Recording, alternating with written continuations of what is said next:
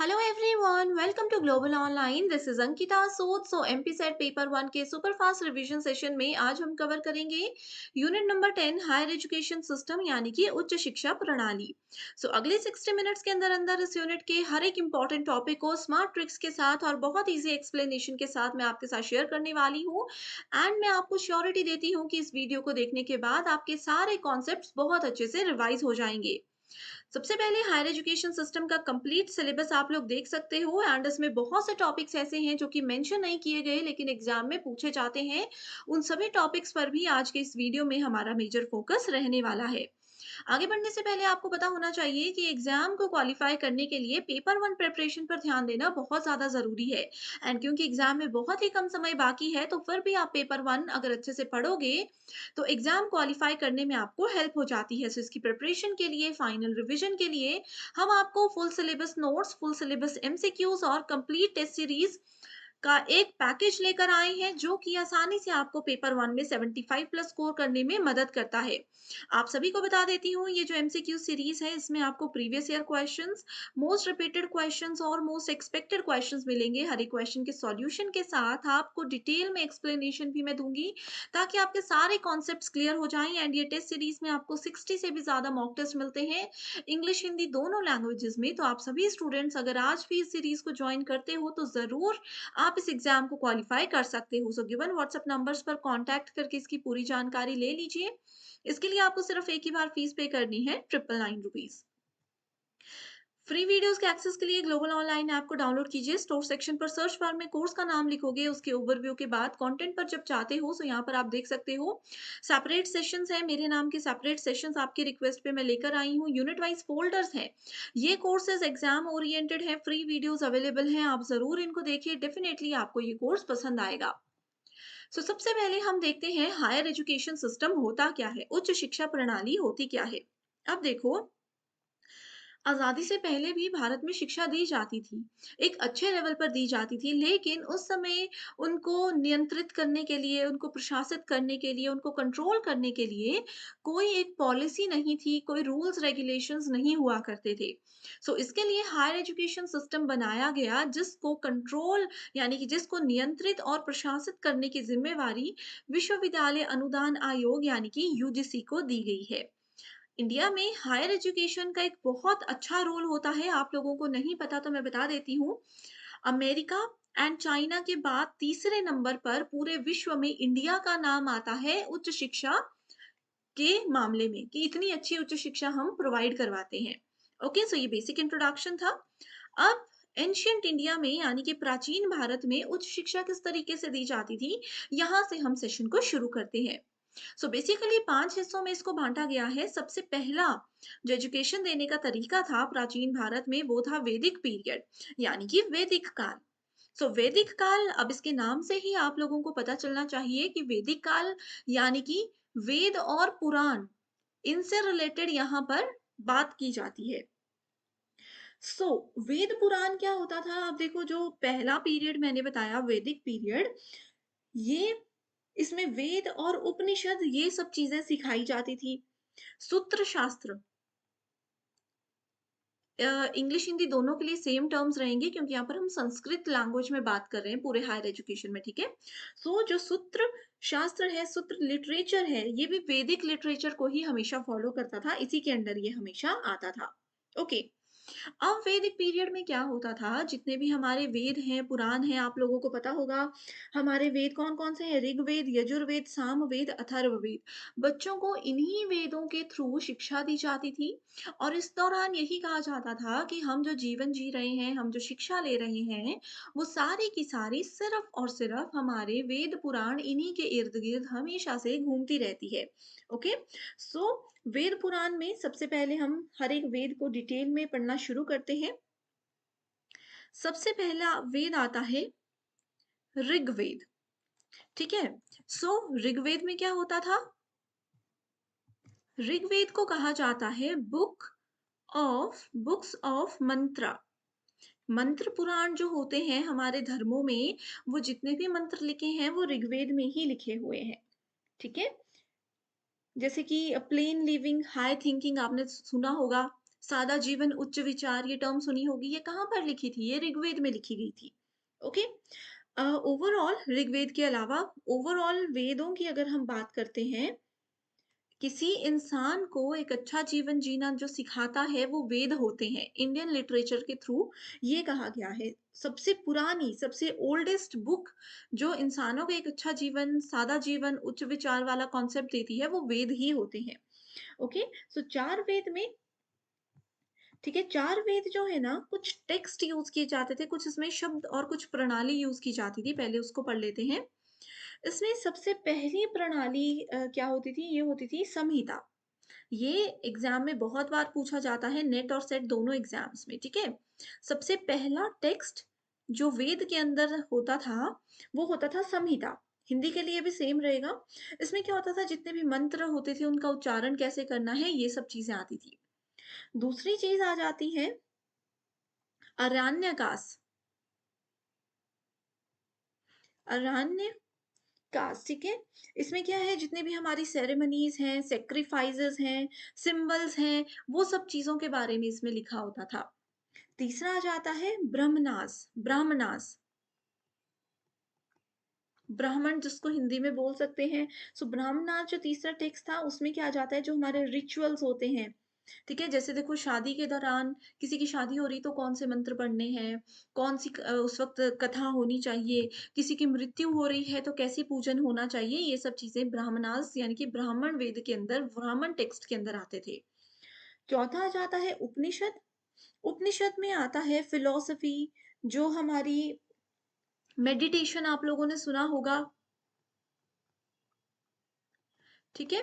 ये सब चीजें इस टेक्स्ट के अंदर आती थी, ठीक है। सो ये बेसिक सी चीजें आपको याद रखनी है।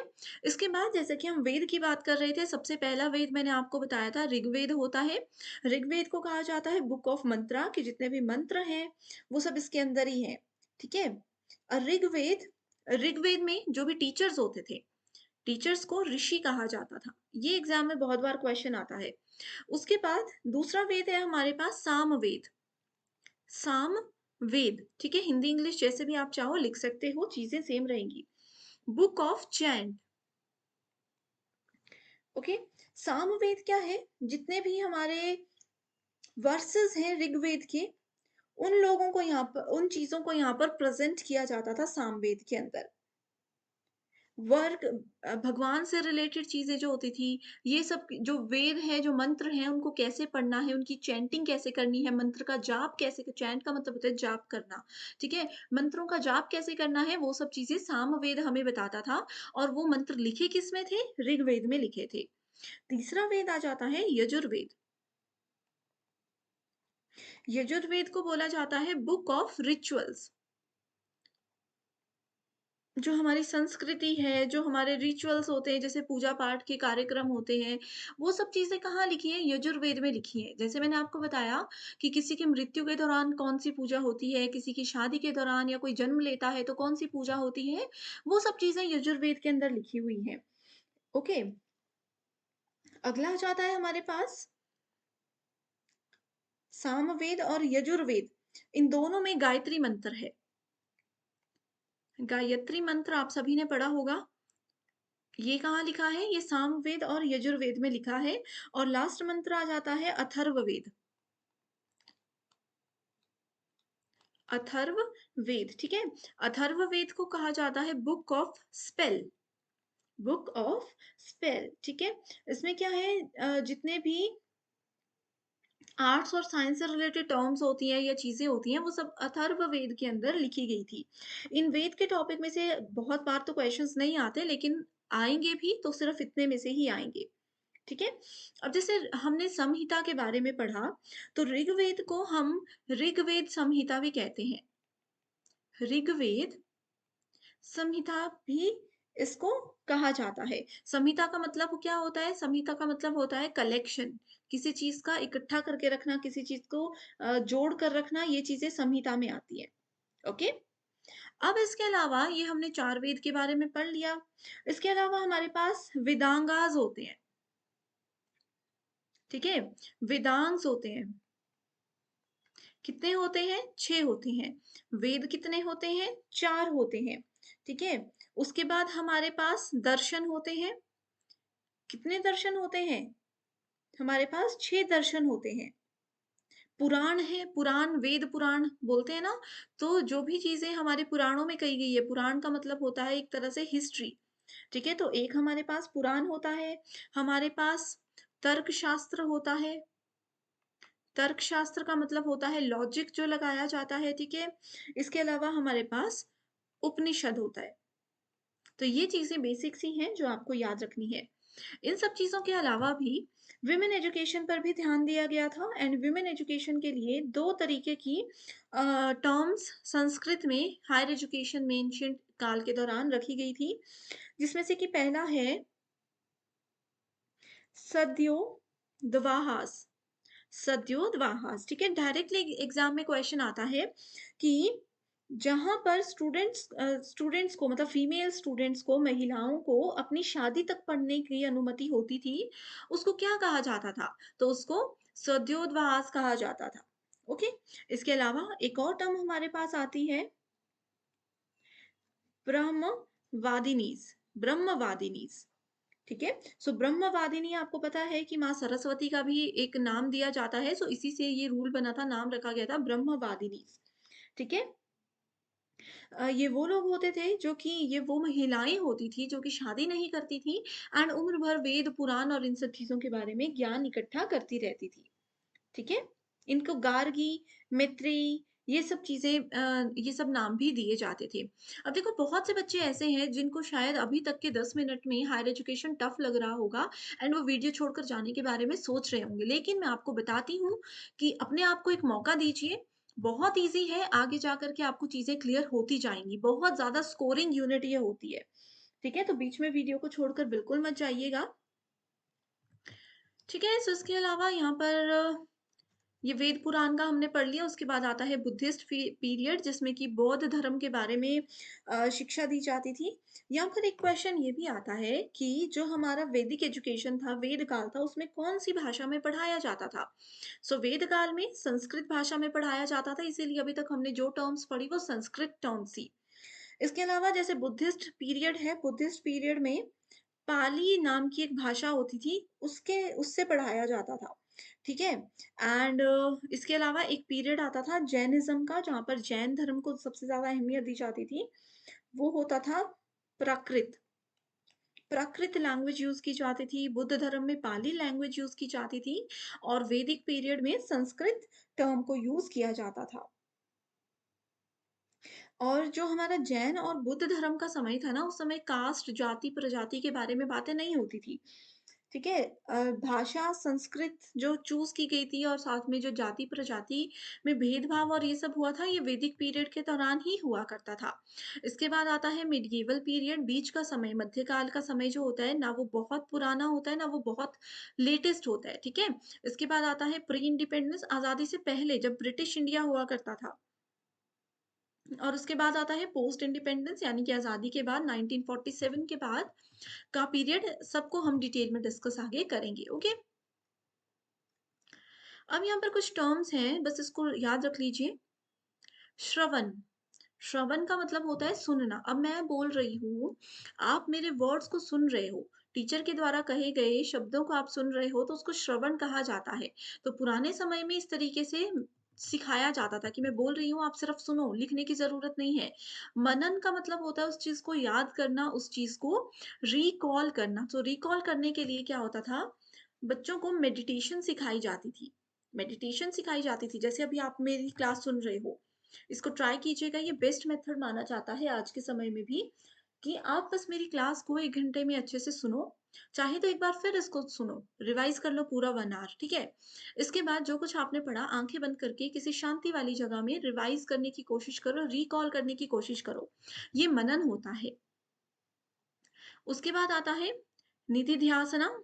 इसमें भी क्या है कि रियल वर्ल्ड में अप्लाई कैसे करना है जो चीजें हमने सीखी हैं। श्रुति। श्रुति का मतलब होता है नॉलेज वॉज प्रैक्टिकली कॉल्ड श्रुतिज। जब उस नॉलेज को रियल लाइफ में हम सच में यूज करने लग जाते हैं तो उसको श्रुति कहा जाता है। अब बात आती है एंशिएंट इंस्टीट्यूशंस की। जो मैंने आपको कहा था कि आज़ादी से पहले और आज़ादी के बाद के कुछ इंस्टीट्यूशंस हैं जो एग्जाम में आते ही हैं। उसमें 10 टॉप यूनिवर्सिटीज़ हैं, उनको हम डिस्कस करेंगे। सबसे पहले है तक्षशिला, तक्षशिला इसको बोलते हैं। दोनों में से सेम स्पेलिंग्स आप यूज़ कर सकते हो, डिटेल में पढ़ेंगे। पहला प्रश्न जो इसमें से आता है वो यही है कि वर्ल्ड की सबसे पुरानी यूनिवर्सिटी कौन-सी थी? वो थी तक्षशिला यूनिवर्सिटी और ये कहाँ थी? इंडिया में थी। ओके। बुद्धिस्ट लिटरेचर यानी कि बौद्ध साहित्य पर इसमें ध्यान दिया जाता था सबसे ज़्यादा, खास करके जितने भी जातक थे, उस पर इसमें ध्यान दिया जाता था। तक्षशिला यूनिवर्सिटी सबसे पुरानी यूनिवर्सिटी थी एंड इसको तोड़ दिया गया था। ये मैंने आप लोगों को पहले भी एक होमवर्क क्वेश्चन दिया है, जो स्टूडेंट्स पहली बार पढ़ रहे हैं, उनको भी मैं ये होमवर्क क्वेश्चन दे रही हूँ। बताइए कि तक्षशिला यूनिवर्सिटी इंडिया में थी लेकिन अब नहीं है। इसको किसने तोड़ दिया? किसने इसको डिस्ट्रॉय कर दिया? एग्ज़ाम में क्वेश्चन आएगा, कमेंट करके आंसर दीजिएगा। ये यूनिवर्सिटी इतनी ज़्यादा फ़ेमस क्यों थी? क्योंकि यहाँ पर ना हमारे जितने भी प्राचीन शास्त्र हैं, कानून हैं, मेडिसिन यानी कि चिकित्सा, खगोल विज्ञान, एस्ट्रोनॉमी, सैन्य विज्ञान, मिलिट्री एजुकेशन और इस तरीके की आर्ट्स और साइंस से रिलेटेड जितने भी कोर्सेज़ थे, वो यहाँ पर बहुत ही अच्छे तरीके से पढ़ाए जाते थे। ठीक है? वो बहुत अच्छे तरीके से पढ़ाए जाते थे इसमें, इसीलिए तक्षशिला यूनिवर्सिटी इतनी ज़्यादा फ़ेमस यूनिवर्सिटी थी। टोटल अगर इसमें हम बात करें तो टोटल 68 सब्जेक्ट्स तक्षशिला यूनिवर्सिटी में थे। इसमें राजनीति, एस्ट्रोनॉमी, सर्जरी ये सब चीज़ें भी आया करती थी। एक क्वेश्चन यहाँ से आ गया। दूसरी चीज़ जो एग्ज़ाम में पूछी जाती है वो ये है कि तक्षशिला यूनिवर्सिटी के फ़ेमस स्कॉलर्स के नाम बताइए। ठीक है? तक्षशिला यूनिवर्सिटी के कुछ फेमस स्कॉलर्स के नाम बताइए। तो आपको पता होना चाहिए, एक है कौटिल्य, कौटिल्य आपने ज़रूर सुना है, कौटिल्य यहाँ से पढ़े थे। इसके अलावा पाणिनि यहाँ से पढ़े हुए थे। इसके अलावा चरक भी यहाँ से पढ़े थे एंड विष्णु शर्मा। विष्णु शर्मा भी तक्षशिला यूनिवर्सिटी के भी पढ़े हुए पर्सन थे, ठीक है? पंचतंत्र लिखा था विष्णु शर्मा ने, ये आपको पता होना चाहिए। अब इस यूनिवर्सिटी के बारे में डिटेल में मैं यहाँ पर आपको नहीं बताऊँगी क्योंकि ऑलरेडी एक सेपरेट वीडियो है, लिंक देखिए डिस्क्रिप्शन बॉक्स में मिल जाएगा। इस यूनिवर्सिटी को बहुत डिटेल में पढ़ा है हमने।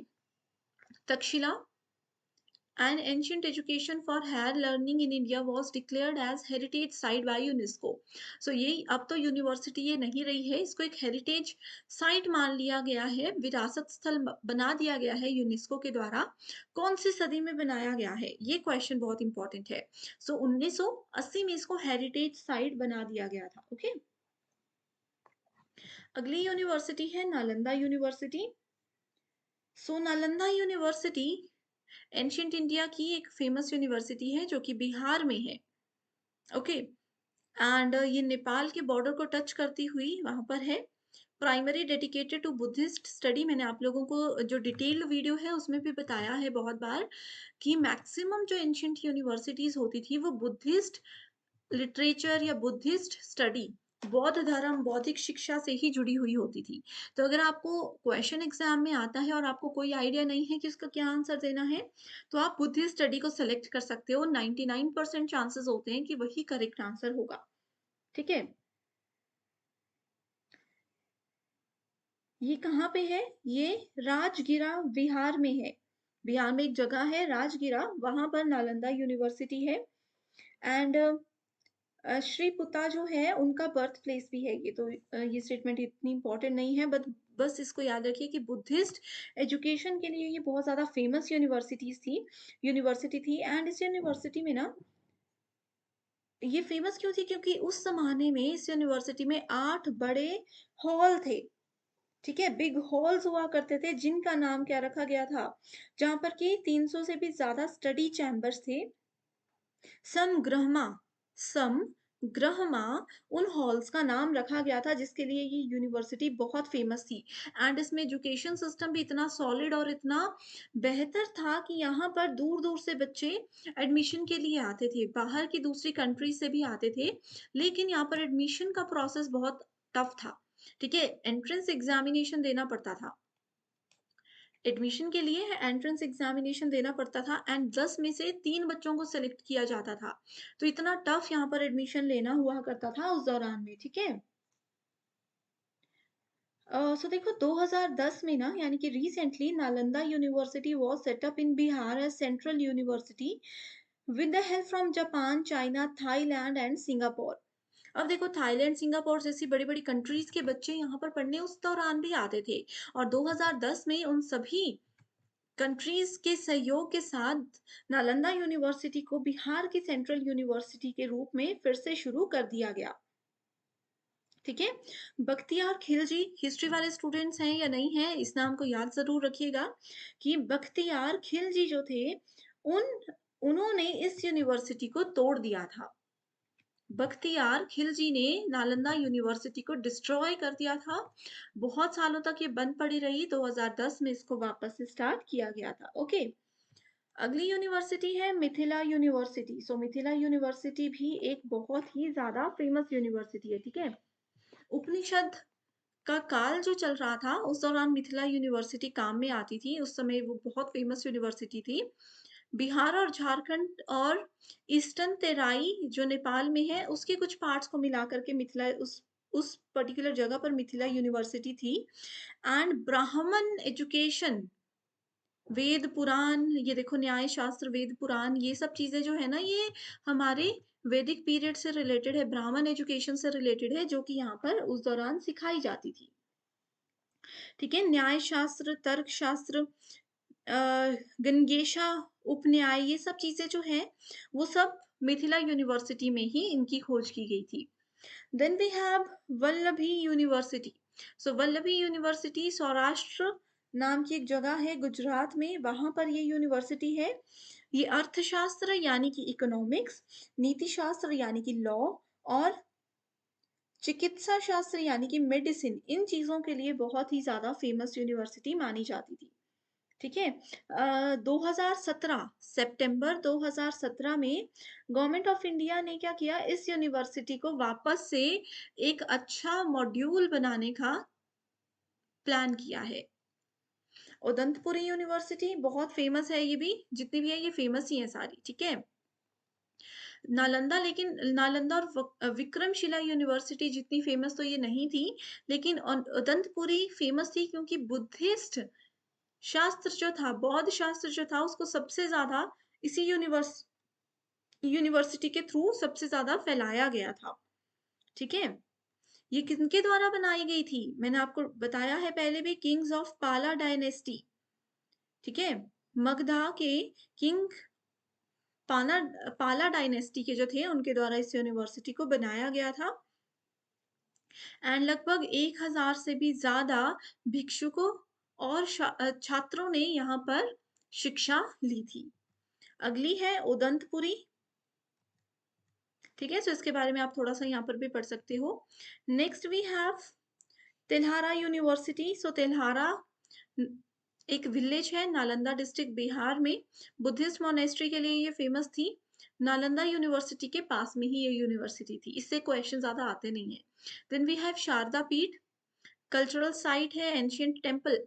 देखो शारदा पीठ टेम्पल यूनिवर्सिटी, ये क्या है आप लोगों को बताती हूँ कि हायर एजुकेशन एंशिएंट इंडिया में मैक्सिमम जो यूनिवर्सिटीज हुआ करती थी वो होती थी, अ, वो टेम्पल्स हुआ करते थे। जैसे मान लीजिए मैं पढ़ा रही हूँ, अच्छा मेरे पास कुछ बच्चे पढ़ना चाहते हैं, मैं बोलती हूँ कि मेरे पास जगह नहीं है तो चलो यहाँ पर मंदिर है, वहां पर पढ़ लेते हैं।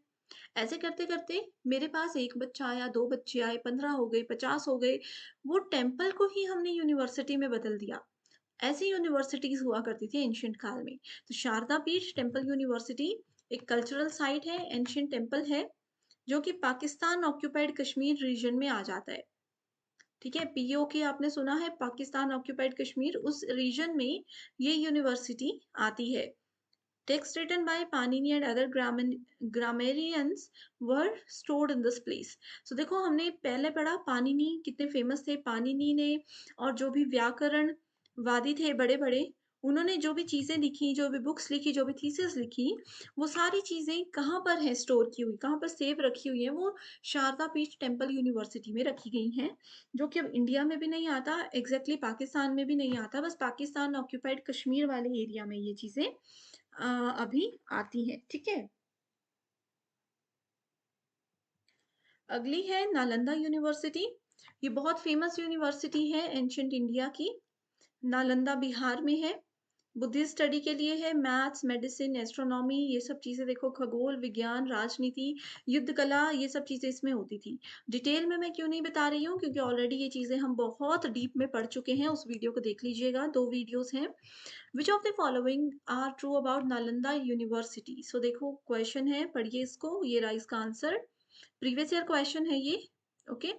Then we have Vikramshila university जो कि 800 से लेकर के 1023 ईसा पूर्व तक के बीच में चल रहा था। इसको विक्रमशिला यूनिवर्सिटी के साथ-साथ विक्रमशिला विहारा और विक्रमशिला और बिहारा यूनिवर्सिटी भी कहा जाता था। ठीक है।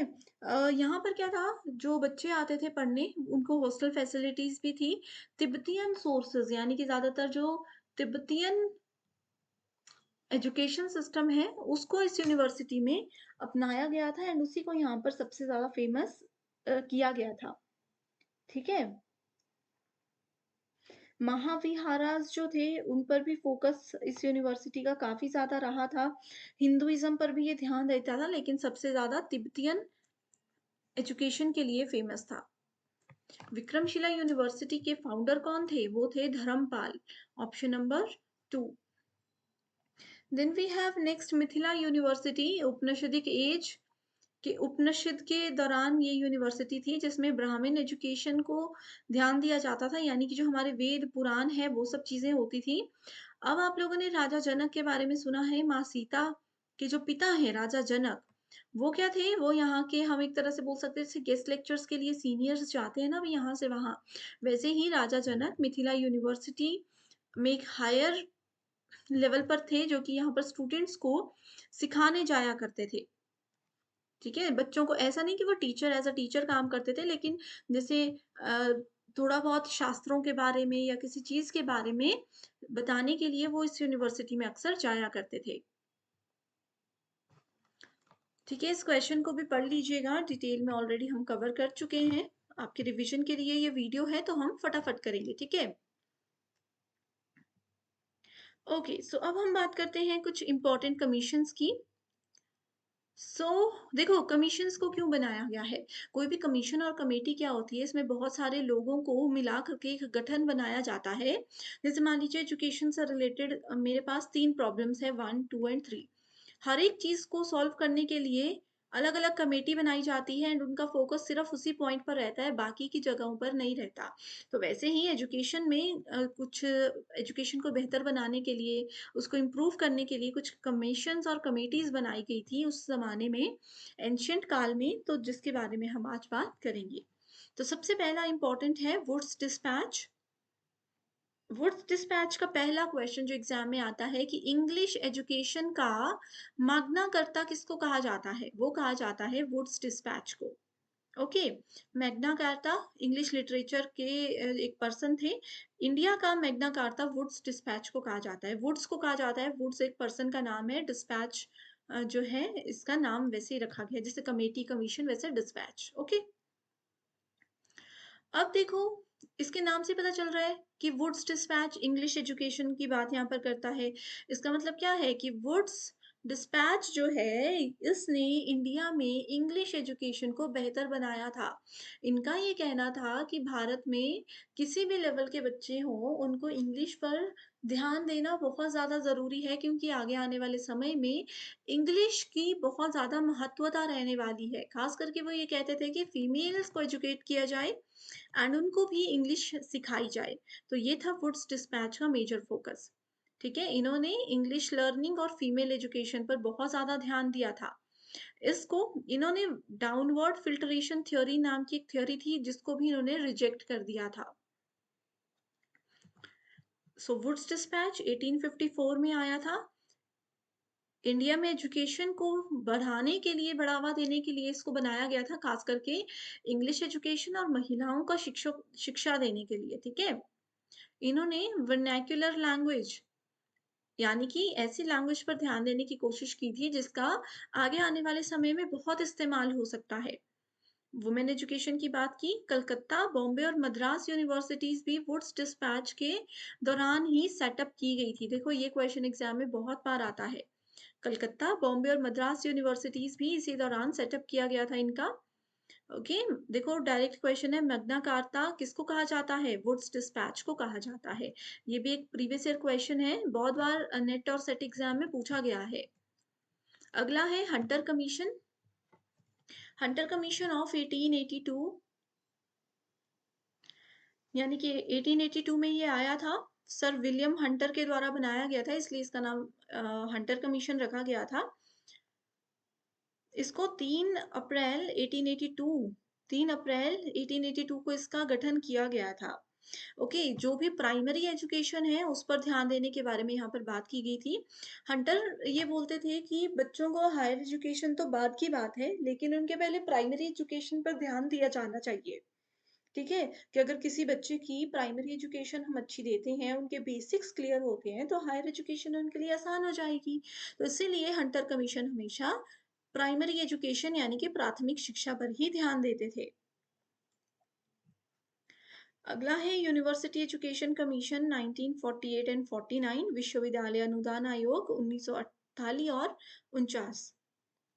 ठीक है, आजादी के बाद एग्जाम में ये क्वेश्चन आता है कि हमारी स्वतंत्रता के बाद भारत का पहला शिक्षा आयोग कौन सा था? तो वो था यूनिवर्सिटी एजुकेशन कमीशन, यूईसी।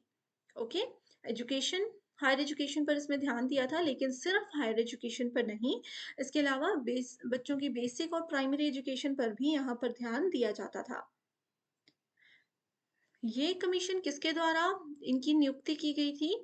ये की गई थी बाय डॉक्टर एस राधाकृष्णन, जो कि एक ग्रेट विजनरी हैं मॉडर्न एरा के। आधुनिक युग के महान दूरदर्शी डॉक्टर एस राधाकृष्णन की अध्यक्षता में इसको बनाया गया था, इसकी अध्यक्षता, इसको अपॉइंट किया गया था। ठीक है, अगस्त 1949 में इन्होंने बहुत सारी चीज़ों पर ध्यान दिया था। जितनी भी रिकमेंडेशन 48 में जब शुरुआत इसकी हुई थी, उस दौरान जितने भी रिकमेंडेशन इन्होंने दिए थे, उन पे काम किया 1 साल भर, और 1 साल के बाद इसकी रिपोर्ट सबमिट करवा दी थी अगस्त के महीने में। अगला है सैडलर कमीशन, सैडलर आयोग। 1917 में इसकी स्थापना की गई थी। ये मेजर फोकस किस पे करता था? सैडलर कमीशन सिर्फ और सिर्फ बनाया गया है कलकत्ता यूनिवर्सिटी की कंडीशन को बेहतर बनाने के लिए। कलकत्ता यूनिवर्सिटी कब बनाई गई थी? वुड्स डिस्पैच के दौरान बनाई गई थी। कौन से ईयर में? कौन से ईयर में थी? 1854 में थी। सो 1854 में जब ये चल रही थी, तो 1917 तक एजुकेशन सिस्टम में ऐसा लगा कि कलकत्ता यूनिवर्सिटी को और इम्प्रूवमेंट की ज़रूरत है, ये उतना ग्रो अप नहीं कर पा रही है। सो ऐसे केस में क्या हुआ? ऐसे केस में एक सैडलर आयोग बनाया गया, जो कि सिर्फ और सिर्फ कलकत्ता यूनिवर्सिटी के एजुकेशन और हर एक चीज़ पर ध्यान देता था। हार्टोग कमेटी है, ये 1929 में ब्रिटिश गवर्नमेंट के द्वारा बनाया गया था, by sir Philip Joseph Hartog. ठीक है, इन्होंने इस कमेटी का सर्वे किया, इसको डेवलप किया इंडिया में एक बेहतर एजुकेशन सिस्टम बनाने के लिए। हार्टोग कमेटी एक ऐसी कमेटी है जिसकी एनुअल रिपोर्ट देनी होती है इनको कंपलसरी। ठीक है, जैसे पूरा साल अगर मैं एक टारगेट रखती हूँ कि इस पूरे साल में मैं ये काम करने वाली हूँ, इस साल के एंड तक मैं एक रिपोर्ट दूंगी कि मैंने इस साल में ये सोचा था और ये काम मैंने पूरे कर लिए। तो वैसे ही हार्टोग कमेटी काम करती थी। Okay, wastage and stagnation in education at primary level, इसमें इस चीज़ों पर ध्यान दिया गया था कि बच्चों की प्राथमिक शिक्षा को कैसे बेहतर बनाया जाए, उसमें कैसे ठहराव जो आ गया था उसको एक बेहतर तरीके से ग्रो किया जाए। क्योंकि ऐसा होता है ना कि अब देखो, मान लो कि आप 2 बार एग्ज़ाम दे चुके हो, 3 बार एग्ज़ाम दे चुके हो, लेकिन आप इम्प्रूव ही नहीं कर पा रहे हो, कई बार और डाउन चले जा रहे हो, तो कैसे आपको इम्प्रूव करना है? क्या ट्रिक्स हो सकती हैं? तो ये सब चीज़ें हर तो कमेटी करती थी एजुकेशन में प्राइमरी लेवल पर।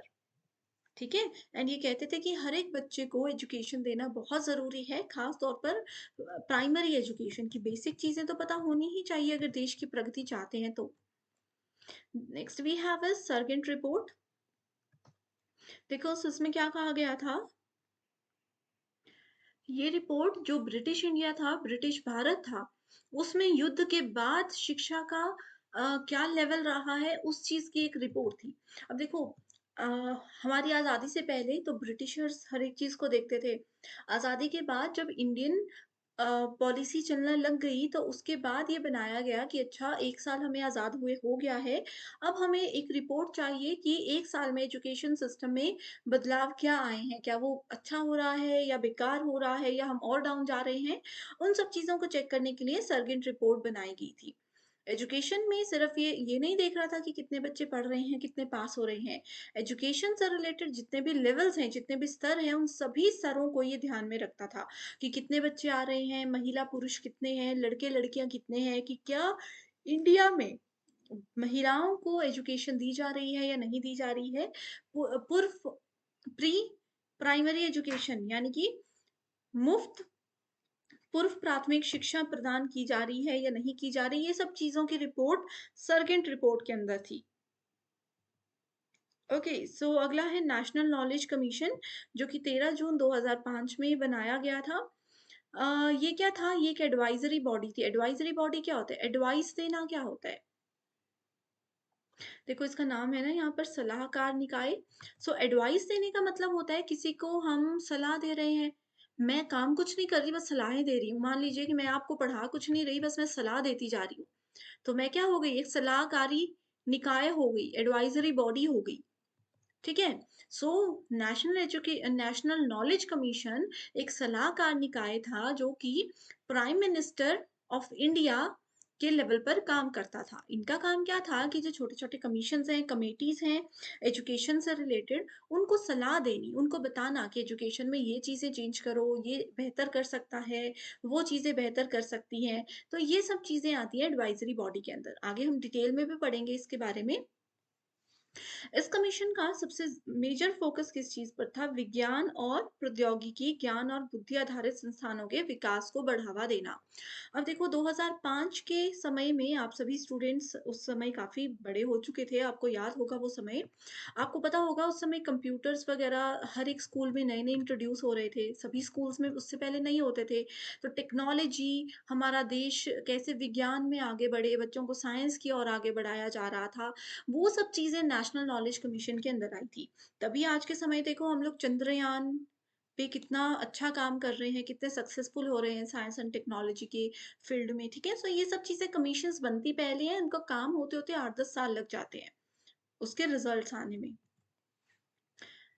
ये क्वेश्चन है देखो, commission acted as advisory body to prime minister of India with primary objective of steering the Indian education system to meet the challenges of 21st century. So 21वीं सदी के जो चुनौतियां हैं उनको पूरा करने के लिए कौन सी मिनिस्ट्री बनाई गई थी? वो है नेशनल एजुकेशन कमीशन। देखो एज इट इज क्वेश्चन था, जो डेफिनेशन हमने पढ़ी, ये क्वेश्चन एज इट इज आपको एग्जाम में पूछा गया था।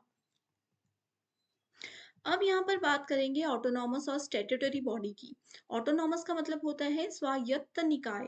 डिटेल में देखेंगे, बहुत इंटरेस्टिंग और इम्पोर्टेंट पॉइंट्स हैं ये। Autonomous body is set up by the government of for a specific purpose. ठीक है? कोई भी एक पॉइंट है, कोई भी एक चीज है, उसके लिए जो एक निकाय बनाया जाता है उसको स्वायत्त निकाय बोला जाता है। ठीक है? स्वायत्त यानी कि स्वयं से रिलेटेड। स्वयं का मतलब होता है अपना आप, है ना? सो एक ऐसा निकाय है जो कि किसी पर्टिकुलर प्रॉब्लम के सॉल्यूशन के लिए बनाया गया है। ये दिन प्रतिदिन के कामकाज में स्वतंत्र है, लेकिन सरकार का ऑटोनॉमस बॉडीज पर कुछ नियंत्रण है। ठीक है? वैसे तो ये बिल्कुल इंडिपेंडेंट है, अपने इनको जो रिस्पॉन्सिबिलिटीज दी गई हैं वो ये अच्छे से करते हैं, इनमें कोई रोक टोक नहीं करता, लेकिन गवर्नमेंट का फिर भी कुछ ना कुछ रोक टोक इनमें रहती है कि आपको ये रूल्स ये रेगुलेशंस को फॉलो करना है, इससे बाहर नहीं जा सकते, या ऐसी ऐसी चीजें रहती हैं। ठीक है? The government funds autonomous bodies in some ways, revenue expenditure, capital expenditure और both। ठीक है? सरकार जो है स्वायत्त निकाय को कई प्रकार से धन देती है, ठीक है? राजस्व व्यय, पूंजीगत व्यय या फिर दोनों तरीकों से देती है। अब यहाँ पर एक इम्पोर्टेंट पॉइंट ये आता है कि क्या जो ऑटोनॉमस बॉडीज हैं, जो स्वायत्त निकाय है, वो संवैधानिक निकाय हो सकते हैं, यानी कि कॉन्स्टिट्यूशनल बॉडी हो सकते हैं या नहीं? तो यस, ये बिल्कुल हो सकते हैं। ठीक है? ऑटोनॉमस बॉडीज जो होती हैं, ये आपकी कॉन्स्टिट्यूशनल बॉडीज यानी कि संवैधानिक निकाय भी हो सकते हैं। जैसे कि इलेक्शन कमीशन, ये देखो इलेक्शन कमीशन क्या है? एक ऑटोनॉमस बॉडी है। एक ऐसा कमीशन है जिनका काम सिर्फ और सिर्फ इलेक्शन करवाना है। ये अपने एंड पे काम करते हैं, अपने एंड पे चीजें करते हैं, लेकिन गवर्नमेंट का भी तो इन पे कंट्रोल होता ही है ना। ठीक है, तो ये क्या है? ये इलेक्शन कमीशन एक कॉन्स्टिट्यूशनल और ऑटोनॉमस यानी कि संवैधानिक और स्वायत्त निकाय है। अगला आ जाता है स्टैट्यूटरी बॉडी, जैसे कि रिजर्व बैंक ऑफ इंडिया। ये क्या है? ये स्टैट्यूटरी और ऑटोनॉमस है, यानी कि वैधानिक और स्वायत्त निकाय निकाय है। स्टैट्यूटरी बॉडी, वैधानिक निकाय। ठीक है, अब देखो किसी भी इसके आगे अगर आप एक्ट लिख लेते हो ना, जैसे एक्ट ऑफ पार्लियामेंट है, एक्ट ऑफ स्टेट है, जहां पर भी एक्ट आ जाता है सामने लिखा हुआ, इसका मतलब है कि वो स्टैट्यूटरी बॉडी है। बस इतनी सी चीज याद रख लीजिए। ठीक है, authority means a non constitutional body. देखो, कॉन्स्टिट्यूशनल बॉडी संवैधानिक निकाय, जिसका हमारे संविधान में नाम लिखा गया है, जिसको कि आर्टिकल, जैसे आर्टिकल 11 होते हैं, आर्टिकल 12 होता है, 15 होता है, अलग अलग आर्टिकल्स होते हैं। जिसके आगे आर्टिकल लिखा होगा वो संवैधानिक निकाय है, यानी कि कॉन्स्टिट्यूशनल बॉडीज हैं। जिसके आगे एक्ट लिखा होगा वो स्टैट्यूटरी बॉडीज हैं। ठीक है, स्टैट्यूटरी बॉडीज को हम क्या बोलते हैं? नॉन कॉन्स्टिट्यूशनल बॉडीज, यानी कि गैर संवैधानिक निकाय भी बोलते हैं। कि इनको हमारे संविधान में जगह तो मिलनी चाहिए थी, बट मिली नहीं, तो इसलिए उनको हमारे पार्लियामेंट में जगह मिल जाती है, एक्ट ऑफ पार्लियामेंट में जगह मिल जाती है, इसलिए इनके आगे एक्ट लग जाता है। ठीक है, इसको डिसॉल्व कर दिया जाता है, इसको खत्म कर दिया जाता है सिर्फ और सिर्फ उसके दूसरे कानून के आने के बाद। कॉन्स्टिट्यूशनल बॉडी मैंने आपको बता दिया, जिसको हमारे संविधान में जगह मिली है, वो कॉन्स्टिट्यूशनल बॉडीज होती हैं। जैसे कि फाइनेंस कमीशन है, यूपीएससी है, इलेक्शन कमीशन है, ये सब एसटी एससी कोटा जो लगता है। ठीक है, ये सब क्या है? ये सब हमारे संवैधानिक निकाय है, इनको हमारे संविधान में लिख दिया गया है और आर्टिकल दे दिया गया है। नॉन कॉन्स्टिट्यूशनल, गैर संवैधानिक निकाय, ठीक है, जो कि इंडियन कॉन्स्टिट्यूशन के द्वारा बनाया तो जाता है, लेकिन डेमोक्रेटिक सिस्टम के द्वारा रन किया जाता है। ठीक है, ये लोकतांत्रिक व्यवस्था को चलाने के लिए किया जाता है, और वैसे संवैधानिक निकाय ये होते हैं। इसके एग्जाम्पल्स याद रख लीजिए। प्लानिंग कमीशन, जैसे देखो पहले प्लानिंग कमीशन होता था। प्लानिंग कमीशन 2015 तक चला, उसके बाद क्या हो गया? इनका काम पूरा हो गया, इनको खत्म कर दिया गया, और प्लानिंग कमीशन की जगह फिर नीति आयोग रख दिया गया। 2015 के बाद फिर नीति आयोग काम कर रहा है। ठीक है, सो गैर संवैधानिक निकाय के नाम है, याद रखना है लिस्ट को। ठीक है, प्लानिंग कमीशन देख लीजिए, नीति आयोग, नीति की फुल फॉर्म याद रखना, एग्जाम में आती है, राष्ट्रीय विकास परिषद, नेशनल डेवलपमेंट काउंसिल, राष्ट्रीय मानवाधिकार आयोग, केंद्रीय सूचना आयोग, केंद्रीय सतर्कता आयोग। नीति आयोग, देखो मैंने आपको कहा प्लानिंग कमीशन को हटाकर 2015 में नीति आयोग रखा गया। ठीक है, टॉप डाउन मॉडल है ये, टॉप डाउन, ऊपर से ऊपरी स्तर से नीचे की स्तर की ओर काम करता है। नीति आयोग पे यहाँ पर हम डिटेल में नहीं देखेंगे इसको। प्रीवियस ईयर क्वेश्चंस और एक्सपेक्टेड क्वेश्चंस के साथ नीति आयोग पर एक सेपरेट वीडियो मैं आपके लिए लेकर आती हूँ। अगर ये वीडियो आपको चाहिए तो मुझे कमेंट करके बताइए। 2 टॉपिक्स हैं, नीति आयोग और नेशनल एजुकेशन पॉलिसी। अगर ये वीडियोस चाहिए तो कमेंट ज़रूर कीजिएगा, तभी मैं आगे बढ़ूँगी। ठीक है, साथ ही मुझे ये भी बताइए कि अभी तक आपको चीज़ें समझ आ रही हैं या नहीं? जो स्टूडेंट्स यहाँ तक वीडियो देखने में पहुँच गए हैं ना, मैं उनको श्योरिटी देती हूँ कि हायर एजुकेशन में 5 में से 4 क्वेश्चंस तो आपके ज़रूर सही होंगे ही होंगे। ठीक है, पॉलिसी मेकिंग बॉडी है, इनका काम क्या है? इनका काम है सिर्फ और सिर्फ नीति बनाना। नीति एक बार बना देते हैं, उसके आगे छोड़ देते हैं कि करो अब इस पे काम, जो भी आगे के लोग होते हैं। तो इसमें इनके चेयरमैन भी होते हैं। चेयरमैन कौन होता है नीति आयोग का? हमेशा देश के प्रधानमंत्री होते हैं। और इसके करंट वाइस प्रेसिडेंट कौन है? राजीव कुमार है। ठीक है, एग्जाम में ना क्वेश्चन देखो ऐसे आता है कि नीति आयोग के चेयरमैन, नीति आयोग जो कमीशन है, उनके चेयरमैन कौन होते हैं? तो 4-5 ऑप्शंस होंगे, आपको हमेशा ध्यान रखना है, या तो ऑप्शन में प्राइम मिनिस्टर ऐसे लिखा होगा या फिर उनका नाम लिखा होगा मिस्टर नरेंद्र मोदी जी, ठीक है? सो आपको ये चीज़ें ऐसे पता होनी चाहिए।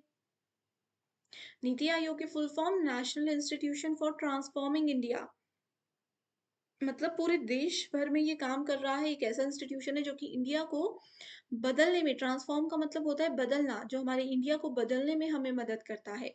1 जनवरी 2015 से इसको चालू कर दिया गया था, इसकी स्थापना हो चुकी थी और ये बहुत अच्छे से अभी काम कर रहा है, ठीक है? ये क्या है? ये एडवाइजरी थिंक टैंक है, एग्जाम में बहुत बार क्वेश्चन आ चुका है।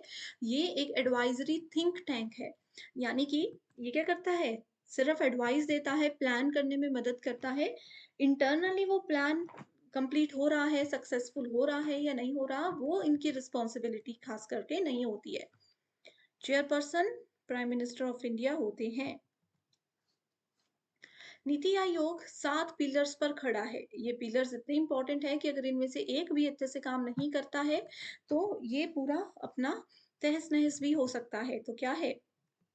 ये देखो, जन समर्थक, प्रोएक्टिविटी, भागीदारी, सशक्तिकरण, सभी को शामिल करना, समानता और पारदर्शिता। ठीक है, पढ़ लीजिए। एंड ये जो पीडीएफ है, आप सभी स्टूडेंट्स को मैं बता देती हूँ कि जो पेड स्टूडेंट्स हैं उनको मिल जाएगी, ड्राइव पे अपलोड कर दी गई है, तो ज़रूर आप उसको फॉलो कीजिएगा। Constitutional body and non constitutional bodies क्या होती हैं? देखो, नाम याद रख लीजिए। संवैधानिक निकाय, संवैधानिक निकाय, गैर संवैधानिक निकाय। नाम इंग्लिश हिंदी के लिए सेम रहेगा, कुछ कंफ्यूज नहीं होना है। खास तौर पे आपको जैसे ये 3-4 नाम है याद रखने हैं। प्लानिंग कमीशन याद रखिए, इसके साथ ही नीति आयोग भी आ जाएगा। ओके, सब याद रखने की जरूरत नहीं है, जो मैंने बताया सिर्फ वो याद रखिए।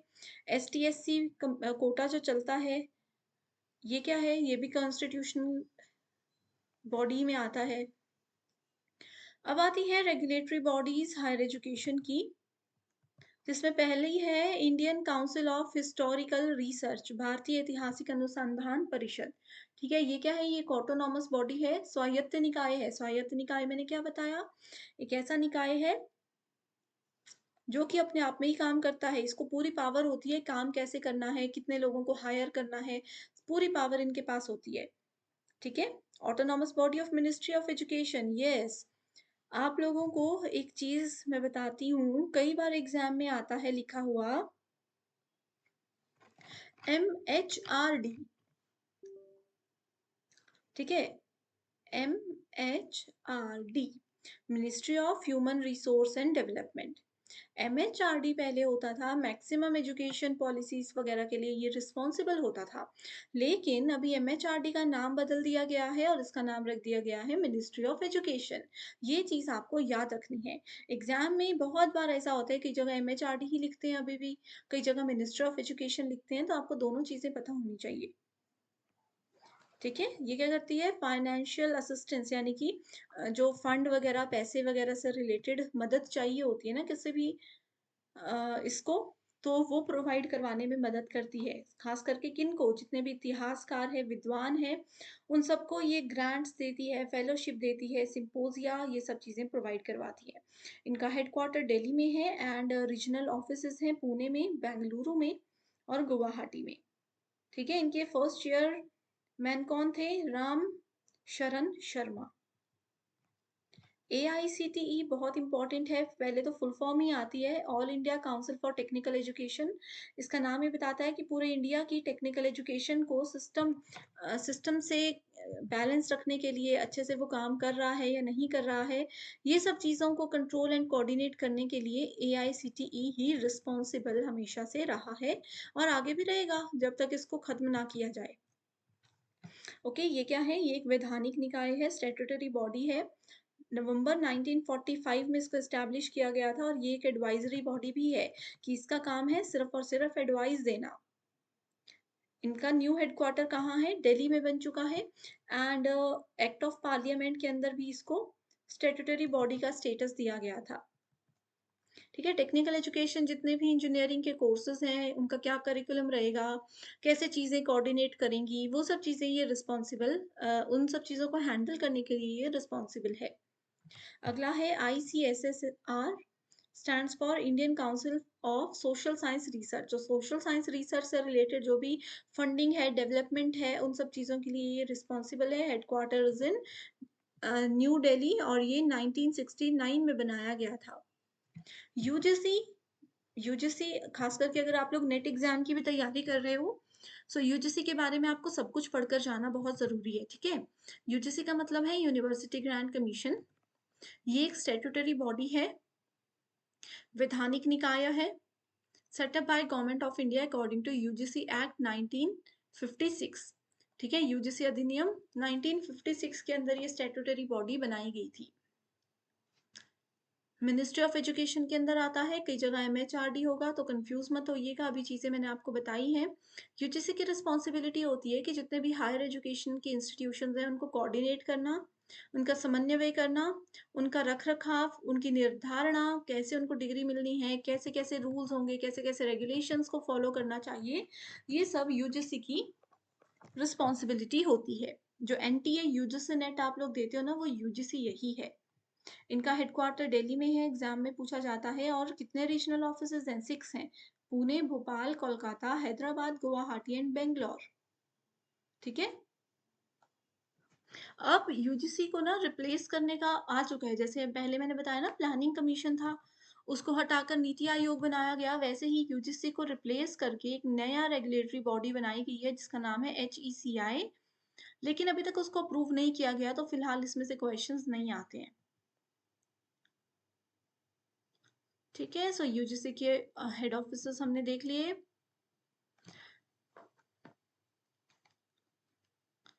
अब यूजीसी की रिपोर्ट के हिसाब से सबसे ज़्यादा यूनिवर्सिटीज़ इंडिया में कहाँ है? राजस्थान में है, जहाँ पर टोटल 76 यूनिवर्सिटीज़ हैं। सबसे ज़्यादा डीम्ड यूनिवर्सिटीज़ तमिलनाडु में है 28। उत्तर प्रदेश और गुजरात में सबसे ज़्यादा स्टेट यूनिवर्सिटीज़ हैं 28। राजस्थान में सबसे ज़्यादा प्राइवेट यूनिवर्सिटीज़ हैं 46 और यूपी में 6 सेंट्रल यूनिवर्सिटीज़ हैं। अभी ये जो आपकी प्राइवेट यूनिवर्सिटीज़ हैं और डीम्ड यूनिवर्सिटीज़ हैं, ये डेटा थोड़ा-सा 2022 का है, अभी नया डेटा आया नहीं है, लेकिन फिर भी आप ऐसे याद रख सकते हो, ठीक है? ये देखो सेंट्रल यूनिवर्सिटीज़ की क्या रिस्पॉन्सिबिलिटीज़ होती हैं। एक्ट ऑफ पार्लियामेंट के अंदर ये आती है, बिल्कुल आती है, ठीक है? The president of India act as visitor. जो भारत के राष्ट्रपति हैं, वो सेंट्रल यूनिवर्सिटी के विज़िटर के रूप में आ सकते हैं, वो बिल्कुल सही है। प्रेसिडेंट राष्ट्रपति जी के पास ये पावर होती है to nominate some members to the executive. ठीक है, इनकी जो भी कार्यकारिणी के जो सदस्य हैं उनको सेलेक्ट करने की पावर पूरी होती है राष्ट्रपति के पास। ऑटोनॉमस बॉडी, ये हमने चीजें ऑलरेडी पढ़ ली हैं। एनसीईआरटी, आपको पता है एनसीईआरटी क्या होता है? स्कूल एजुकेशन के लिए होता है, national council of educational research and training. ठीक है, एनसीईआरटी स्कूल एजुकेशन के लिए ये रिस्पॉन्सिबल होती हैं। इसके बाद बात करते हैं एनईपी 2020 के बारे में, नेशनल एजुकेशन पॉलिसी 2020। इससे पहले एक पॉलिसी होती थी, उसका नाम था पॉलिसी ऑफ एजुकेशन, जिसको रिप्लेस करके अभी 2020 में नई पॉलिसी लाई गई है। ये पूरे यानी कि प्राइमरी एजुकेशन से लेकर के आपकी जितनी भी हायर एजुकेशन है वहां तक के लेवल को बेहतर बनाने के लिए नेशनल एजुकेशन पॉलिसी को बनाया गया है। इसको अप्रूव किसने किया है? यूनियन कैबिनेट ने इसको अप्रूव किया है, केंद्रीय मंत्रिमंडल ने इसको अप्रूव किया है जुलाई 2020 में। एंड इंडियन एजुकेशन सिस्टम में बहुत से चेंजेस लाए हैं इसने। सबसे पहला क्या है? पहले होता था 10+2 सिस्टम, यानी कि 10th क्लास तक के बच्चे और उसके बाद +1 +2 के बच्चे। अभी उसको बदल करके क्या रखा गया है? 5+3+3+4 सिस्टम कर दिया गया है। ठीक है, एनईपी को भी मैं यहाँ पर डिटेल में नहीं पढ़ा रही हूँ क्योंकि इस पे भी ऑलरेडी एक वीडियो रेडी है, वो कल आप लोगों को मिल जाएगी। बहुत, क्योंकि ये बड़ा टॉपिक है, यहाँ पर कवर नहीं हो पाता। सो इतना ही याद रखिए फिलहाल। इससे पहले देखो, नेशनल एजुकेशन पॉलिसी एनईपी 1986 में था पुराना, फिर इसको रिप्लेस करके 2020 में बनाया गया। ठीक है। ये देखो फाउंडेशनल, प्रेपरेटरी, मिडल, ये मिडल है। ठीक है, मिडल और हायर एजुकेशन स्टेज, 4 लेवल्स हैं। 5 साल फाउंडेशन, 3 साल प्रेपरेटरी, 3 साल मिडल और 4 साल हायर, 9th से लेकर के 12th तक हायर। ठीक है, डिटेल में पढ़ेंगे हम चीज़ों को। एंड इसके बाद हायर स्कूल स्टेज को 9 से 10 9th और 10th क्लास फर्स्ट स्टेज, और 11 से 12 सेकंड स्टेज। ये जो 4 ईयर्स है ना, इसको भी 2 हिस्सों में बांटा गया है, एक 9th 10th के बच्चे और एक 11th 12th के। ओके। एंड बहुत सी चीज़ें हैं, एनईपी 2020 को तो हम डिटेल में ही कवर कर पाएंगे। अगला है NIRF, national institutional ranking framework. NIRF क्या करता है, पूरे इंडिया के जितने भी इंस्टीट्यूशंस हैं, हायर हायर एजुकेशनल इंस्टीट्यूशंस हैं, उनको रैंक देता है हर साल। 29 सितंबर 2015 से ये चला आ रहा है। इसकी फुल फॉर्म फिलहाल याद रखिए। इस पे एक शॉर्ट वीडियो में लेकर आऊंगी। ये रैंकिंग पूछी जाती है, ऐसे पूछा जाएगा कि 2023 में एनआईआरएफ की रैंक बताइए। ठीक है, इस पे जरूर वीडियो आएगी, अभी आ जाएगी 1-2 दिन में, परेशान मत होइएगा।